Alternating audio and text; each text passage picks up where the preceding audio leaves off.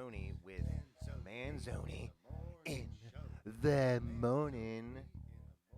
It is Wednesday, December 23rd, and I am making one last episode before Christmas. Christmas time, Christmas time. Oh, yeah, it's Christmas time. I'm so fucking burnt out, but you know what? I'm going to at least try to put out new content today. Or not today, but by Christmas. Yeah. All right, so let's do this. I got a new Christmas poem that I wrote 2 years ago that I didn't get to read, but nobody's ever heard it before, so that'll be interesting. And yeah, let's turn on the live stream with TikTok. Ooh, it's a lot of fun. Yeah, okay. Got to do it. Just got to do it. Got to get my numbers up somehow. I don't know. This will be fun. All right. We're live here. We're recording here. This is the Manzoni in the Morning show. I'm going to do my new Christmas poem, and it'll be very nice. It's a Christmas tale for all ages, mostly. I don't even remember what it's about, but it's Christmassy as hell. I'll give you that.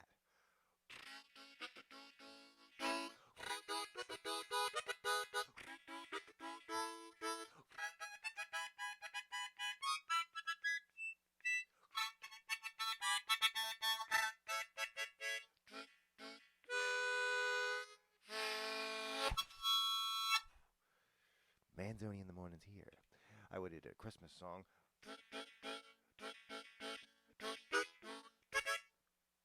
But I didn't have a chance to learn it, or I didn't have the time. I'm doing this shit. I'm writing. I am writing the novel. I'm writing the poems. I'm writing new podcasts. Okay? I'm trying to take care of this fucking house and get ready for fucking Christmas. Because that's what I'm doing. I haven't been feeling too good lately. Like I was going to do this on Monday, but I felt like shit. And I felt like shit on Tuesday. And then I felt like shit today. Lungs aren't doing too good. But, you know. Got to get something out, or else I'll feel bad all through the holiday.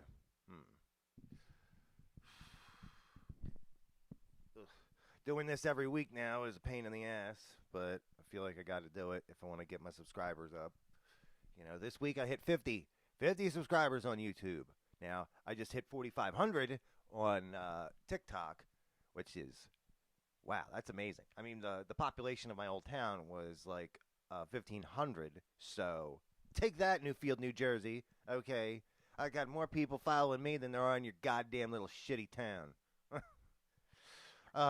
One day I can return with, you know, after having achieved semi-greatness, and I can show to them, hey, look, you treated me like shit, and now I'm coming back to kick all your asses. Metaphorically speaking. All right.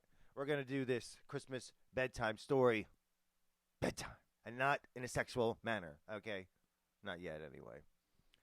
It's called A Father Reads His Children a Christmas Bedtime Story. Here we go. Get into the mood. Get into the spirit. Where's my fucking invisible nog? Ah, yes. All right. One Christmas Eve, an exhausted and half-intoxicated father made his best attempt to put his children to bed, which was not easy as they were rambunctious and running around. My turn. No, it isn't. It's my turn. Let me go first. Okay, you play. Now settle down, kids. It's been a long day. It's time for sleep, said he. They quieted down momentarily to a dull roar. Jimmy threw his Legos across the floor in impudent defiance. You only have one chance to pick those up, said the father. Otherwise, you'll all be going to bed without a story. No, Daddy, they implored. The oldest one helped the youngest gather his belongings to place them to bed in the toy chest. We want to hear your best Christmas story, said the middle kid. Yawn. Let us be gone to your room, then. But, of course, they brushed their teeth first. When he was in the clear, the father, Carl, who worked for City Hall, went to the fridge to grab another tall beer. He would need every drop to run out the Christmas clock. Listen, children, to my tale of the Christmas rock. What? Cried Sandra. She had other plans for the story's direction. She wanted it to be more like Frozen. Don't you know that these princesses are sexist? Said Dad. What? Never mind. Sometimes Dad would forget who he was talking to. But in a pinch, you could always read The Grinch again. But we've already heard that one, said Sandra. Pop. Jimmy had a toy gun stashed under his pillow. Jimmy let off a few rounds. Crack! The M.O. is a little red ring. May I sing a song for you? Asked Sandra. All I Want for Christmas Is You was not her first choice. The kids erupted into a boisterous cacophony disharmoniously. It caused the golden retriever puppy Biscuits to flee. You kids are driving me crazy, resounded Mummy. She was down the hall pregnant with twins. The kinder howls made the skin crawl. Quiet down, yelled Dad. A man who was not bad at his job did what he could when he should. How would you like it if Mommy and me were screaming in your ears? Said he. You know what? Santa's going to leave you something worse than coal. Worse than coal? Said Jimmy. That's right, reindeer road apples. What are those? It's poop, replied Carl. Santa's about to leave your reindeer dumplings in your stocking. Rudolph is about to let her rip right under your tree. Our tree. And you know what? You're going to have to clean it all up. That is, if you don't immediately behave and shut up for once. The kids, they do not know what to take from that. Better not to call Dad's bluff. There were only a few hours left to be good.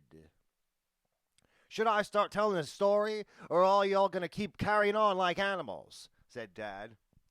Like Jesus' donkey in the Nativity? Said the smart alecky Sandra.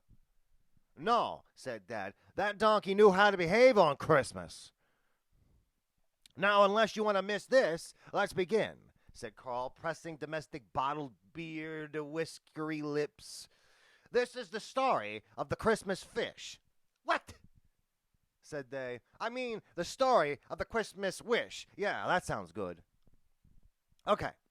A long time ago, Santa was very much single and alone at the North Pole. What about Mrs. Claus? Asked Sandra. They hadn't met yet. I'll get to that. Let me continue. Anyway, back then, times were kind of tough at the North Pole. Santa having just lost his job at the only Starbucks they had up there. Yup, it was one of the first ones. His manager, Perry the Polar Bear, refused to give Santa time off for Christmas. Wow, what a jerk face, said Jimmy.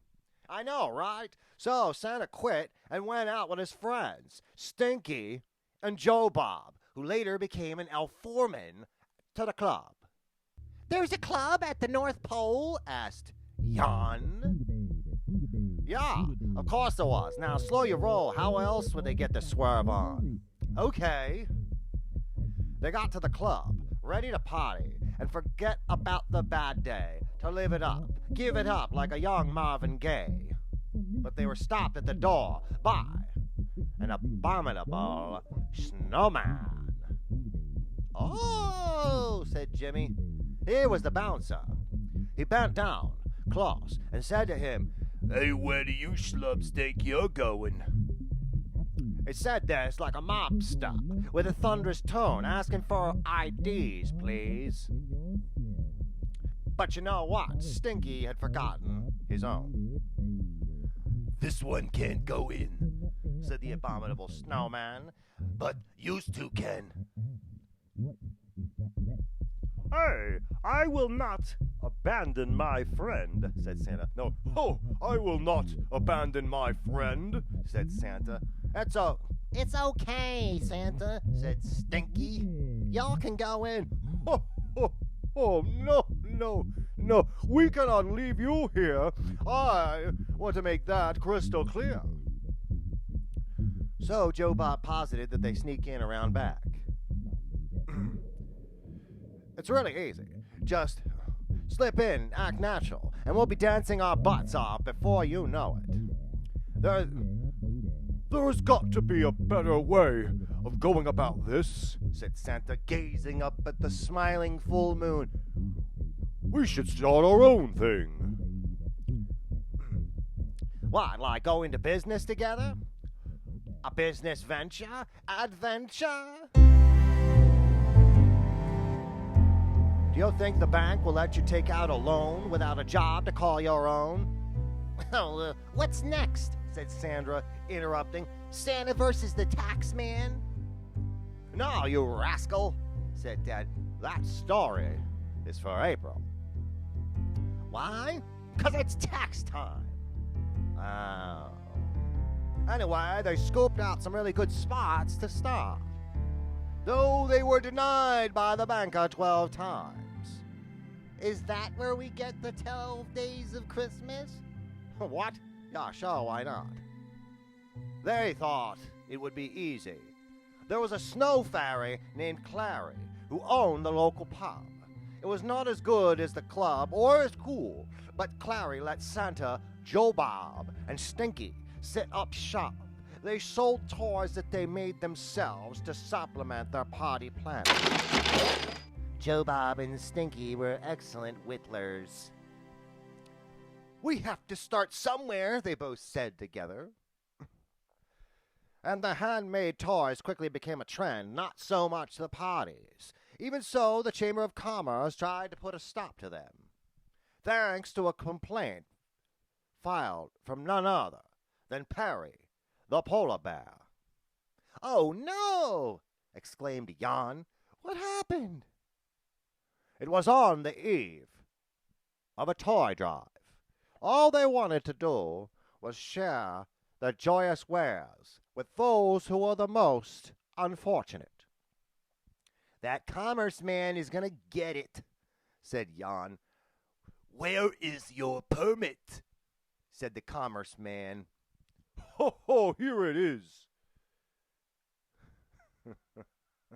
said Santa, handing over the paper, which the commerce man put immediately right into the shredder.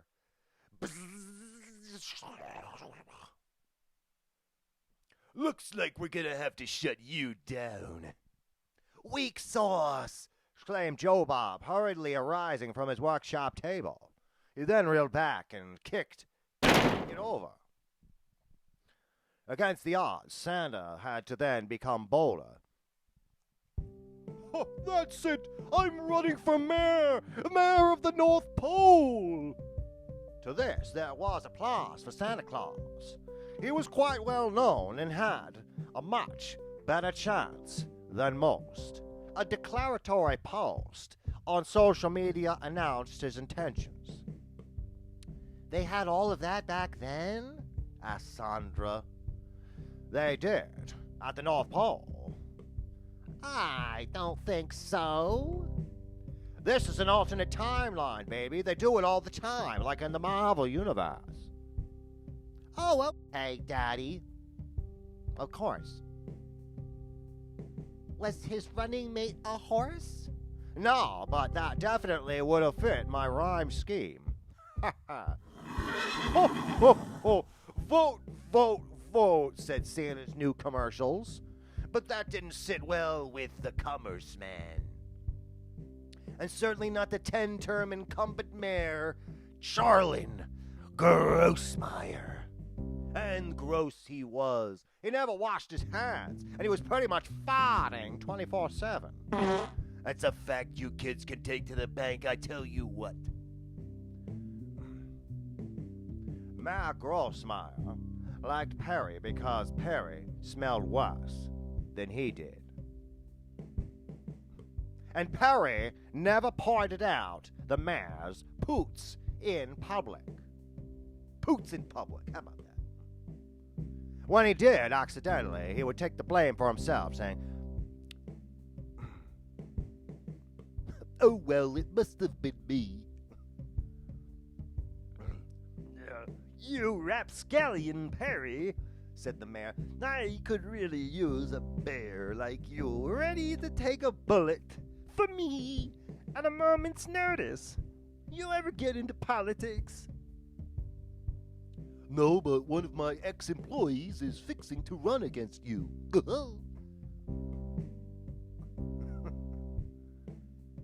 Oh, yeah? Is it? What's his name? Santa Claus.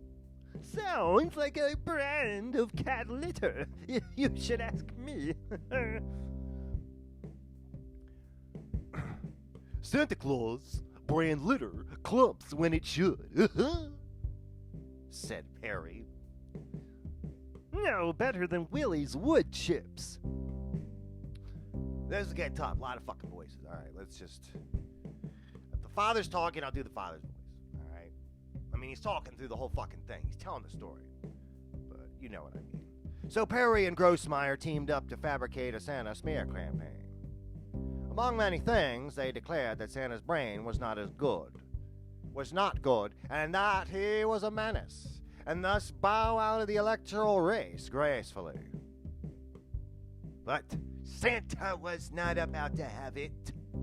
All those lies he vehemently denied. A vote for Santa is a vote for crime.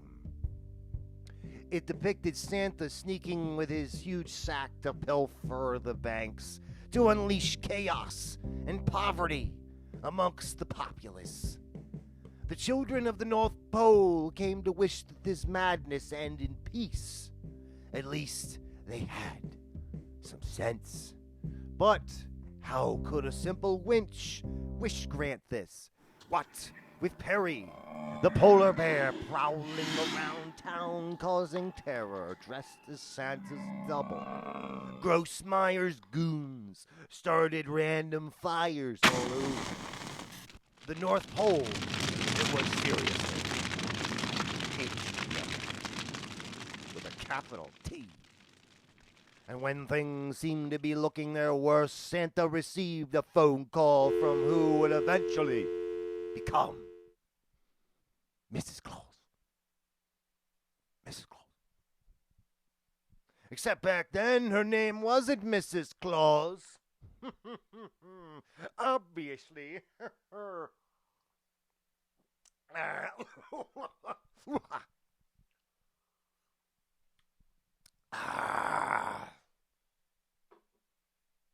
What was her name?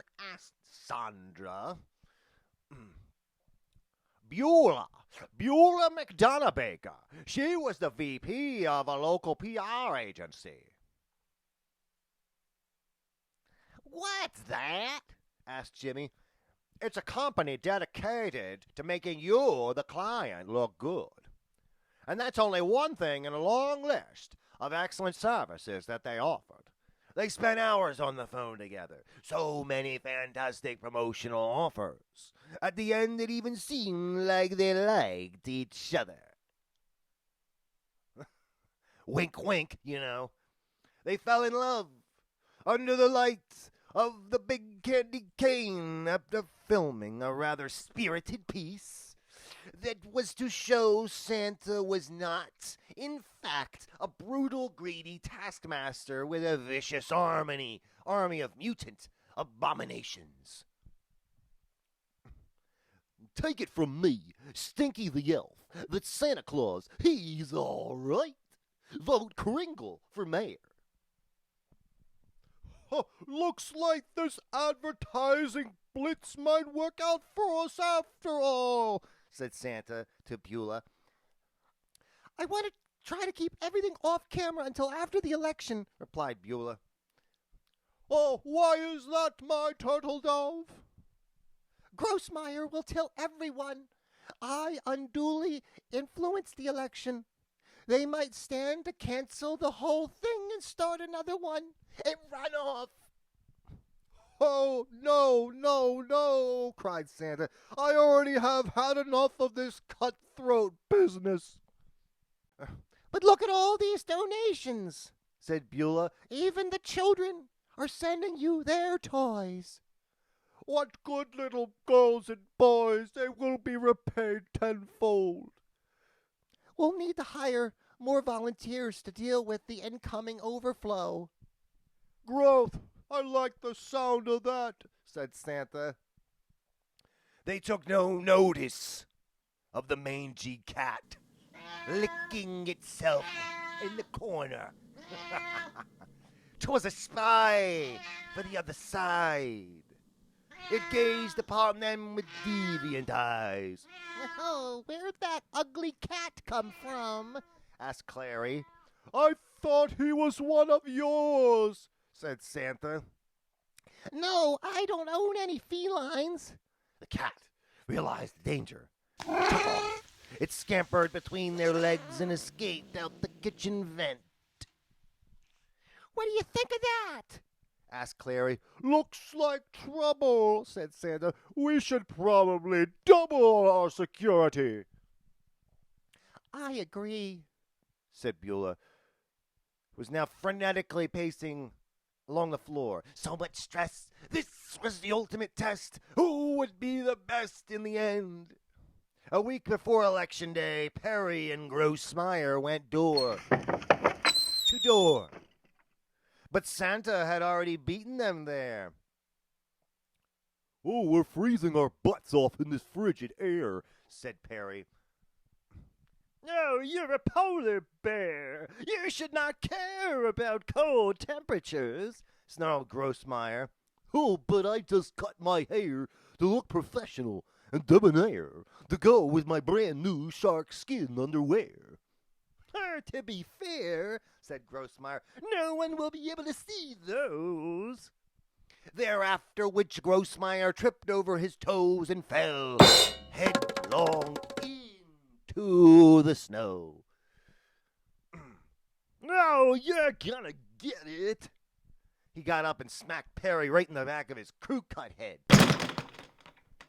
A feeling of dread overtook the mayor as he gazed up at the sky and saw the formation of the Christmas comet as it began entering the atmosphere. It was brought forth by the wishes of all the kids who knew better. And wouldn't you know it, it was quite magical. It landed outside by Clary's reindeer stables. Is that why one of them is named Comet? Asked Jimmy. You bet, but let's not get ahead of ourselves, said Dad. Grossmeyer had ordered the Postmaster General to put a hold on all of Santa's outgoing deliveries. People all over the world had ordered from him, and Grossmeyer's chances were becoming increasingly slim. Election Day was on the 25th of December, and it was coming quickly, as there was only one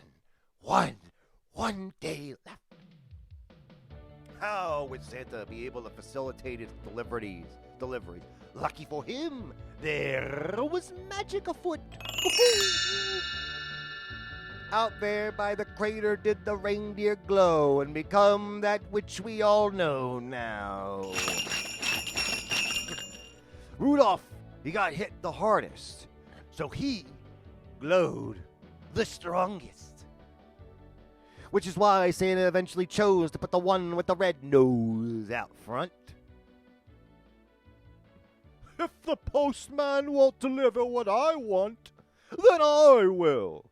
So, on Christmas election eve, he filled his sack as best as he could, and with his supercharged sled, a brainchild of the ever-so-inventive Clary, he would do whatever possible to make those deliveries. And that included dodging the North Pole Army's surface-to-air missiles.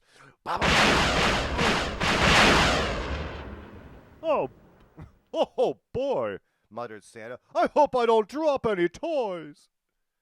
Clary had fashioned for him some flares to drop in the air to distract the explosive, heat-seeking iron serpents. Where there wasn't a chimney, Santa left the presents at the front door with instructions for the parents on how to place those presents under the Christmas tree. Under. That came out wrong. Okay. The presents this time were completely free. Santa's accountant found him a fantastic legal loophole. His goal was to spread joy, and if Santa happened to become mayor of the North Pole, then that would be great. But then, over Kazakhstan, there was a missile he could not see too much.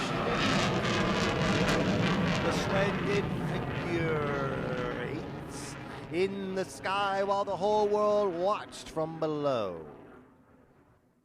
Grossmeyer giggled from his command center deep down in the icy ground. He was already practicing his victory speech with Perry. When he looked at the screen, he saw as the missile struck Santa's sleigh. Grossmeyer relished the dismay and kicked his heels together.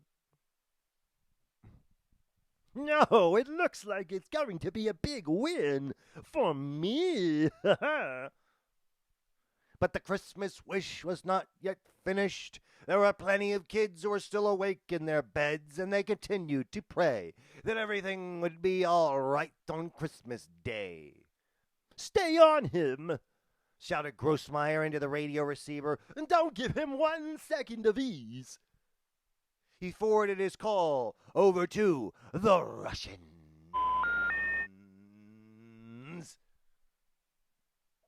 who then scrambled interceptors to take down Santa once and for all. All it took was a call to the Kremlin. And they didn't even believe in Santa. That's right. Why, Daddy? asked Jimmy. Because back then they were communists. What are those? All you really need to know is that they didn't believe in Santa, Jesus, or presents. They thought everybody should get the same thing, which sounds fair, but remember that we are all different, and we don't all want the same thing, especially when everyone else already has it. Except for some electronics. We all wanted a Nintendo back in the 80s. Before that, an Atari. But even so, the Christmas wish continued to grow. The children wished that the jets would relent and their engines grew hot and they had to return to base. During this lull, Santa completed his rounds in Asia and Europe. Would this Grossmeyer dope ever get the picture? No one except Grinches and humbugs wanted him there, but he didn't care if he couldn't shoot down Santa. Then he could definitely fix the election. At his direction, Perry negotiated with Terrence, a fellow whose job it was to count the votes. Grossmeyer told Perry to promise him free coffee for the rest of his days. To this, Terrence could not bring himself to say no, and he began throwing out Santa's votes for any perceived inconsistency. Right in the trash they went. Oh, that's not fair, said Sandra. I know it isn't, said Dad, but folks in politics, they like to play dirty. In the end, the final vote count was 10 million to 30. Surely Santa cannot win now, even if he somehow survives this perilous ride, said Grossmeyer. The children continued to wish for goodness, bliss, light shared between family and friends. And Santa made it through the torrential blizzard over Canada. It was the first major stop on his trip in North America. And in a few short hours, Santa was done and it was time to return home. But first, a lump of coal for Grossmeyer, the dirty little liar. It was the inception of a tradition that continues to this day. How did Santa gain entry to my house? Screamed Grossmeyer. His two kids, the poor little buggers, got gifts, though their father received nothing but coal. Woe to thee who finds themselves at odds with Santy. Oh, what a journey that was, said he. He landed out back where the comet had struck. The truck bed, once filled with toys, was now empty. Oh, a job well done, said Santa. Now we'll have to wait and see what happens. Tomorrow morning we'll know for sure if you won, said Beulah. No matter what happens, I'd like to know if you would do the honor of becoming my wife. Yes, Santa, yes, even considering all the controversy that shall ensue, I know deep down in my heart that I do, in fact, love you. Aw. Which was good. Clary and the elves, now dozens in number, unionized with paid vacation and health benefits, raised up their tiny arms and elicited a glorious cheer. Yes! Yeah! The reindeer outside tapped their hooves with applause. We are going to be Mr. and Mrs. Santa Claus. Oh boy! They then celebrated and counted down the hours until crunch time. All the TVs were on as they awaited their fates, which was about when the wish, not quite finished, crept into Terrence's heart. When the time came, he was due to make the announcement as to who was the real winner. Terrence stood up at the podium and was about to declare victory for Grossmeyer, when his heart suddenly began to warm. Oh, what's going on? Said he to himself beneath a barrage of cameras and hot lights. I know, but I don't know, but this isn't right. The results are here, but I think I need to make something clear first. Grossmeyer's the worst. He and Perry paid me off with the promise of free coffee. I'm supposed to say that Grossmeyer won with a final score of 10 million to 30, but something inside of me is driving me to speak the truth. Someone cut that weasel off, Grossmeyer roared, but the crowd was already turning on him. No, Santa Claus is the real winner here. Santa Claus is the real winner here, spoke Terrence before abruptly being cut off. And that was enough for the people. The police then put the old mayor in cuffs. We have had enough of this lawlessness. It's none of your business. That's none of your business, squealed Grossmeyer. Actually, it is, said the cops. Perry the polar bear, well, he took off running and was never seen again. He left the mayor behind to pay for his lies. Hard time. He built him an icy cell underground. And that is where he dwells to this day. They say on some especially frigid nights you can hear his despaired wail throughout the Arctic tundra. The vote for Santa is a vote for crime. No, Grossmeyer, not this time. Afterwards, Santa and Beulah, they finally wed. And though they have since changed, the tradition carries on to this day. Oh, what do you say to that? Dad asked. Well, it's not your best story, said Sandra. It was really weird, but still it's pretty good. Oh, I accept that, said Dad. Now you kids go to bed. Did you put out the milk and cookies? Asked Jimmy. I'm way ahead of you there, kid. Merry Christmas. All right, and that's it. That is a father reads his children a Christmas bedtime story. Wow. I wrote that 2 years ago, and I finished it on Christmas. So it was a situation where kind of was too late, too little too late when I made that. So I'm going to edit that, and it'll be really nice. Hi, Piggy Squad X. Oof. I'm going to be uploading the video to my YouTube channel soon. I just read a pretty lengthy Christmas tale. So what are we doing for Christmas? Well, I don't know if I should tell you because I could get in trouble.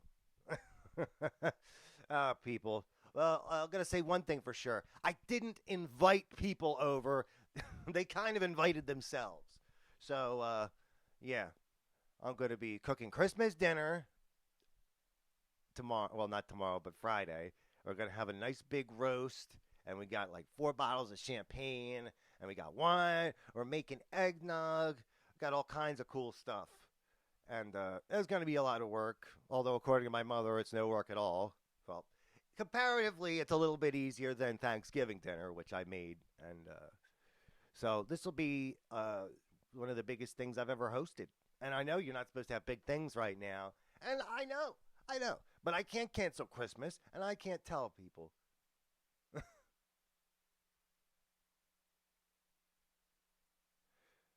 This guy said, I didn't want you streaming to nobody. I don't know what that means. All right, well, we're going to continue on. I've got, I don't know, I've got a lot of shit to do. We got the washing machine guy coming today. He's supposed to fix my shit. And that's going to be good because the fucking laundry is piling up like crazy. And, need clean underwear for Christmas, that's for sure. So I've been trying to be, get the Christmas spirit going. And it's tough, man, because I've been manic lately. And if you don't know what bipolar disorder is, it's some bullshit, man. It feels like I've been on a coke binge that never ends. And it doesn't. Well, it does eventually, but it's like a friggin' couple-week-long affair where at first I have all this extra energy, and I'm like, ooh, let me do some stuff around here. And I was playing Cyberpunk, and then I got just exhausted, and I'm tired, plus overly energized. I hate it so much, And back in the day, like 10 years ago, I would have used drugs for everything. Because I didn't know how bad my bipolar disorder was. Because every time I wanted to be up, I did cocaine. Every time I wanted to be down, I did H. And then I would do it together when I could. So it's like my brain neurotransmitters would run out. And then I would just be like, okay, well, I guess I've got a handle on this. But I didn't. So Christmas is going to be crazy, My brother is coming from Seattle, and that'll be interesting. He invited me to be on his podcast, which I will put a link to when it's up finally, because I don't know what kind of podcast it is. I think he's reading stories, like creepy stories or something. And it should be good, He's a pretty good writer, and he graduated from college, and I didn't. So, that's a lot. I mean, whatever. I'm going to have the family over. It's going to be nice. And I'm going to have to kick some asses. And then if this repairman doesn't come today, I'm going to be... Well, I'm not going to be that upset. Because I'm just expecting disappointment to come. Like with this stimulus. It's like, oh, okay. And it's too little too late. Why didn't they have it so that we would get it by Christmas? Hello? But, I'll be very thankful to receive any kind of money. Even though it seems like, they're giving a bunch of money, but then nobody I know is getting tax rebates anymore. The past few years, they've all been paying into it, which is crazy because companies like Amazon, they don't pay anything. They just get money back from taxes. And then we pay in, and it's like, what the fuck? I can't stand this shit. Well, hopefully the new year will be a better one, a much better one. And we could all share it together, and we could grow and love and laugh and dance. So, yeah, I love you guys. I hope everyone has a Merry Christmas. I'm going to pull up one more poem, and then we'll be out. Okay. I hope everyone's doing something for Christmas. I mean, and if you're not celebrating Christmas, that's cool too. You know, it's no big deal. Christmas is not for everybody. Let's face it. Not for everybody. Although the people it's for, it's fantastic. But Hanukkah, good.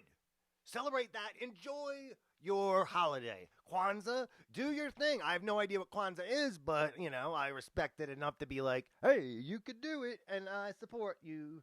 And what else is Diwali, all kinds of stuff. I'm going to pull up an old Christmas poem because why not? Come on, where are we going? Okay, my first Christmas morning in Spokane, 2014.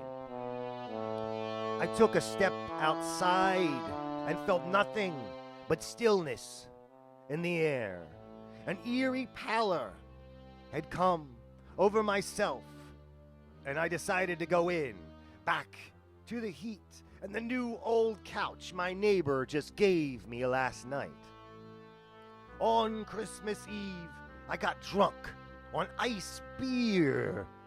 When it was almost ready to turn in, I knew I should write a poem. For me, Christmas this year is incredibly different from the others I've experienced.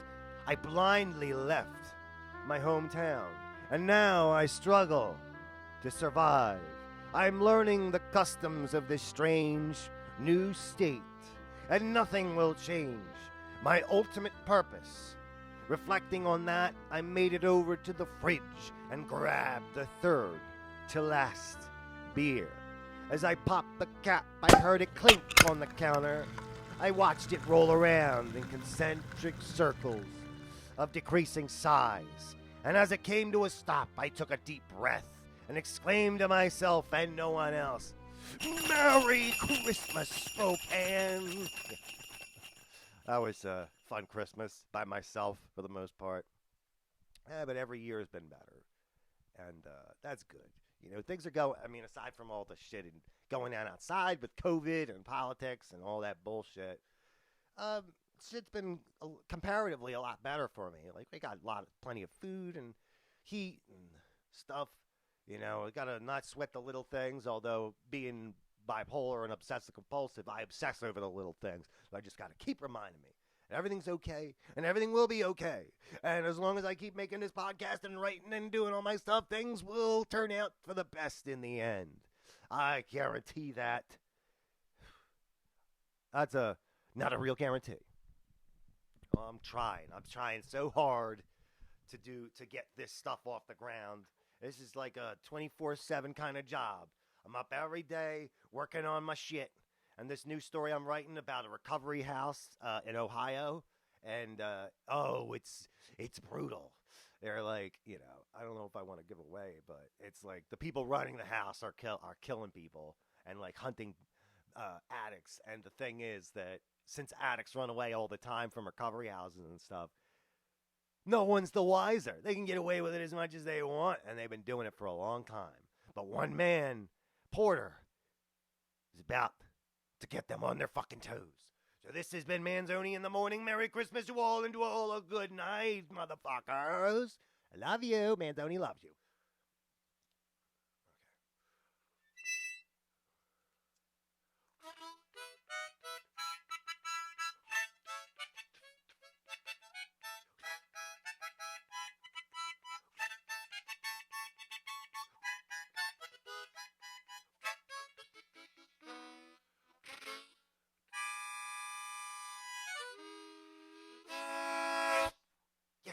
That's it, baby.